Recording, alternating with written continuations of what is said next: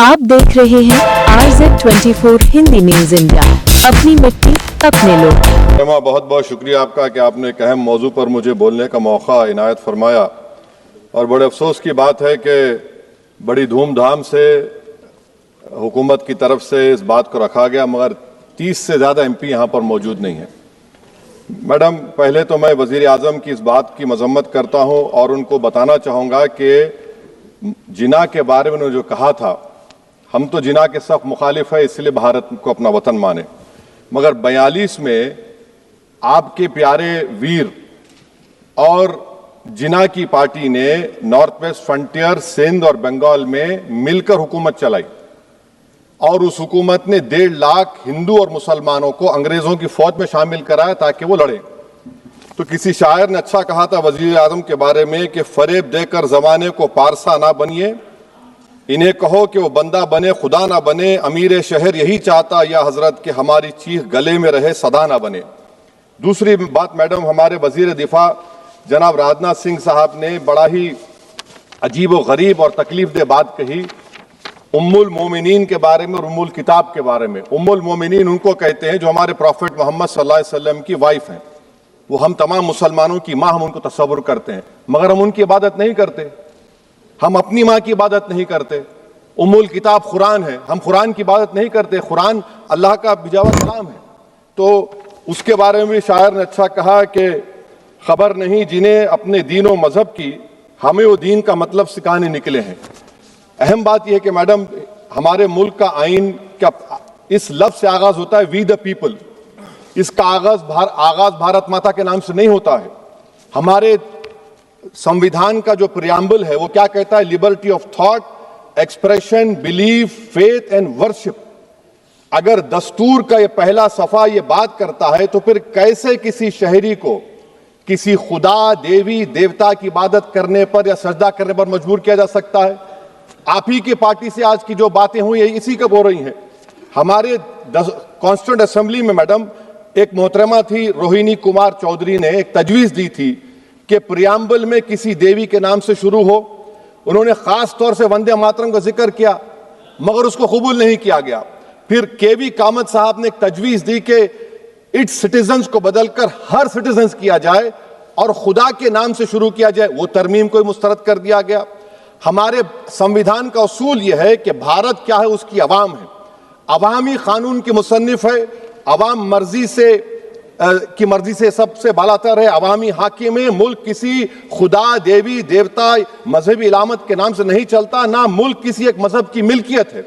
इसीलिए बाबा साहब अम्बेडकर ने क्या कहा था? उन्होंने मदर इंडिया के नजरिए को मुस्तरद किया। बाबा साहब ने एक नई इस्तिलाह वजह कर दी और कहा कि भैक्षित भारत, ये बाबा साहब अम्बेडकर ने कहा। अब मैडम, अगर मजहबी आजादी इस आइन का बुनियादी उसूल है तो सवाल यह पैदा होता है कि उस वक्त हमारे जो कॉन्स्टिट्यूंट असेंबली के प्रेसिडेंट थे जनाब राजेंद्र प्रसाद साहब ने किस बुनियाद पर वंदे मातरम को कौमी तराना करार दिया? ना तो कोई सेक्यूर रेजोल्यूशन है इसके बारे में। मैडम, मैं आपको बताना चाहूंगा कि जुडिशरी क्या कहती है। बीजू इमैनुअल केस है 1986 का, जिसमें जिहोवा विटनेस ने कहा कि मैं नेशनल एंथम के वक्त खड़े रहूंगी, पढ़ूंगी नहीं। सुप्रीम कोर्ट ने कहा कि उसने कोई गुनाह नहीं किया। वहीं एक 2017 का केस है अश्विनी उपाध्याय का केस सुप्रीम कोर्ट का, उन्हें कहा गाइडलाइंस दिए जाएं वंदे मातरम पर, सुप्रीम कोर्ट ने नहीं कह दिया। फिर आप आ जाइए madam, prevention of insult act national 1971, इसमें नेशनल सॉन्ग नहीं है, सिर्फ नेशनल एम्बलम और आपका नेशनल एंथम है। फिर आप आ जाइए 40th अमेंडमेंट आर्टिकल 51 है, 76 में पास हुआ, उसमें भी इसका कोई जिक्र नहीं है। मैडम, मैं आपके सामने बताना चाहूंगा कि हमारा भारत एक इसका मजमुआ क्या है। इसमें हिंदू है, मुसलमान है, सिख है, ईसाई है, जैन है, एथिस्ट है, मेहनतकश है, किसान, गरीब, मजलूम और दलित है।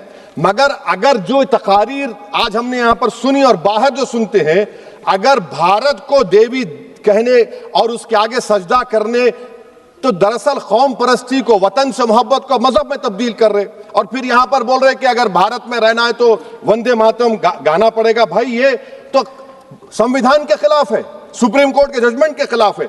अगर वंदे मातरम मैडम कौमियत का मियार है तो फिर सवाल यह है कि हजरत मोहानी की कौमियत क्या थी जिसने इनकलाब जिंदाबाद का नारा दिया? अगर यूसुफ मेहर अली ने quit India, Simon go back का नारा दिया तो उसकी कौमियत क्या थी?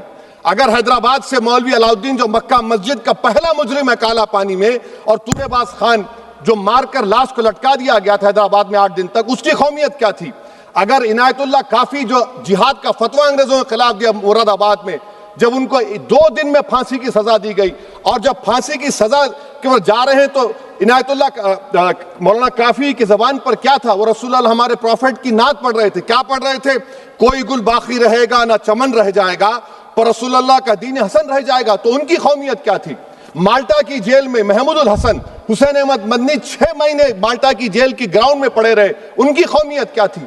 अल्लामा फजल खैराबादी का वो सेल काला पानी का पुकार कर इनसे पूछ रहा है, जो वहीं पर मर गए, खबर वहां पर है, बताओ मेरी कौमियत क्या थी? मैडम, मैं एक मुसलमान हूं, मैं इस्लाम को मानने वाला बावकार इंसान हूं, और मेरे मजहब की बुनियादी तालीम तौहीद है, ला इलाहा इल्लल्लाह, नहीं है कोई खुदा सिवा अल्लाह के। और कुरान में अल्लाह क्या बोल रहा? इय्याका नाबुदु इय्याका नस्तईन, तुम मेरी इबादत करो, मुझे मानो। मुझे कहां से मिल रहा? आर्टिकल 25 से मिल रहा है। मुझे कहां से मिल रहा है? Liberty of thought, expression, belief, faith and worship से मिल रहा है। तो इसको जोड़ना ये बहुत ही खतरनाक होगा। और हमारे प्रॉफिट मोहम्मद सल्लल्लाहु अलैहि वसल्लम जब मदीने को गए तो उन्होंने उस वतन के लिए दुआ की, कहा कि अल्लाह मदीने की मोहब्बत हमारे दिलों में और इजाफा कर दे, मक्के से ज्यादा कर दे। तो ये इस्लाम, मुसलमान होना, हमारे ईमान में मुल्क की मोहब्बत बीच में नहीं आती, और मुल्क से मोहब्बत है और रहेगी हमेशा, क्योंकि ये अजीम कुर्बानियां यहां पर शामिल है जिन्होंने जंग आजादी में हिस्सा नहीं लिया। आज अगर वो वतन की मोहब्बत का दर्ज देंगे तो बड़ा गलत होगा। मैडम, मैं आपके सामने एक चीज पढ़ूंगा। 1937 रविंद्रनाथ टैगोर ने लेटर लिखा सुभाष चंद्र बोस को, मैं सिर्फ किसी ने नहीं पढ़ा ये। क्या कहा टैगोर साहब ने? But parliament is a place of union for all religious groups and there the song cannot be appropriate. When Bengali Muslims show sign of stubborn fanatism, we regard it intolerable. When we too copy them and make unreasonable demands, it will be self-defeating. ये मैं इसको ले करूंगा madam, आप देख लीजिए। फिर दूसरी तरफ मैडम आप आ जाइए, मैं यहाँ पर बैठकर, हाँ, जितने तकारीर यहाँ पर हुए सब जनगण मन पर तनकीद किए। तो मैडम मुझे ये कहना पड़ेगा कि जनगण मन पर आप लोग इतनी तकलीफ क्यों उठा रहे हैं? आखिर इतनी तकलीफ क्यों है? तो मैं जब जाकर देखा तो मुझे 28 दिसंबर का ऑर्गेनाइजर मैगजीन का आर्टिकल मिला, जिसमें ऑर्गेनाइजर लिखता है कि what is the moral sanction behind government choice of Jana Gana Mana, except that it can be made an item of entertainment at the sumptuous parties thrown by government officials. आप बताइए, इसका बोलेंगे आप? और फिर उसके काइंड कैसा करते हैं? It will mean we can not love our motherhood. Madam please, it will mean that Vande Mataram is buried alive with the word Jan Gan Mana on the tombstone, for the tomb will also be of Jan Gan Mana of the will of the people. इस पर आप क्या बोलेंगे? Madam, मैं आपको ये बताना चाह रहा हूं कि वतन की मोहब्बत हमारे लिए बहुत अहम है, मगर ये बताइए हमको कि अभी मैडम यहाँ पर आनंद मठ के बारे में बहुत कुछ कहा गया। मैं सिर्फ 2 मिसालें आपको देता हूं। आनंद मठ के पेज नंबर 70 और 80 को पढ़ लीजिए।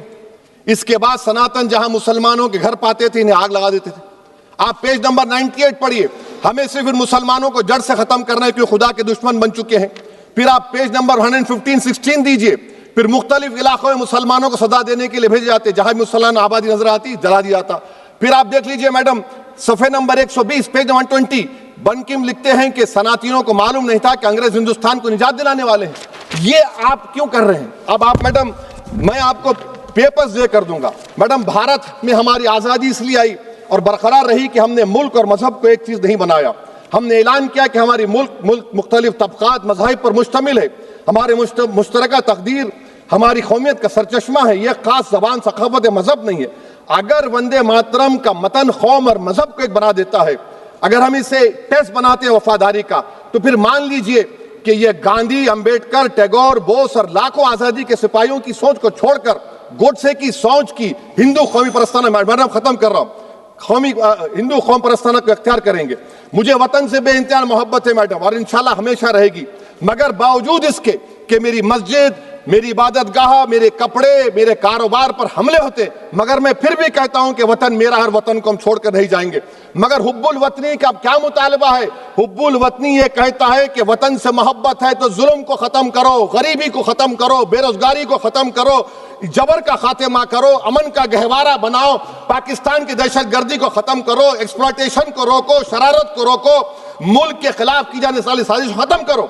मैडम, भारत एक चमन है जहां पर हर फूल को खिलना चाहिए, और अगर कोई इस फूल का अगर पूरे फूल खिलेंगे तो उसकी खुशबू से ये वतन मुअत्तर होगा, मगर अगर इस चमन का माली ये कहेगा कि एक ही फूल खिलेगा, तो मैं जिम्मेदारी के साथ कह रहा हूं, अगर एक ही फूल खिलेगा तो वो सहरा बन जाएगा और माली माली नहीं रहेगा, वो जल्लाद कहलाएगा। तो इसीलिए मैडम, हम उम्मीद करते हैं कि हुकूमत इस पर जोर जबर ना करे। मेरा राइट है, यकीनन मैं जानता हूं कि आजादी के लड़ाई में वंदे मातरम का नारा था, मगर अगर आप इसको जबर करेंगे तो ये संविधान के खिलाफ है। वफादारी का सर्टिफिकेट हमसे मत लीजिए मैडम, खत्म कर रहा हूं। वफादारी का सर्टिफिकेट हमसे मत लीजिए। आपके बुजुर्गों के कोई एक किताब में लिख के क्या लिखा है बता दीजिए, कहां पर क्या लिखा हुआ है। तो मैं मैडम, मैं इस शेर पर अपनी बात को खत्म कर रहा हूं मैडम, मैं इस शेर पर अपनी बात को खत्म कर रहा हूं मैडम, मैं अपनी बात को खत्म कर देता हूं मैडम, क्योंकि आप बहुत जल्दी में हैं।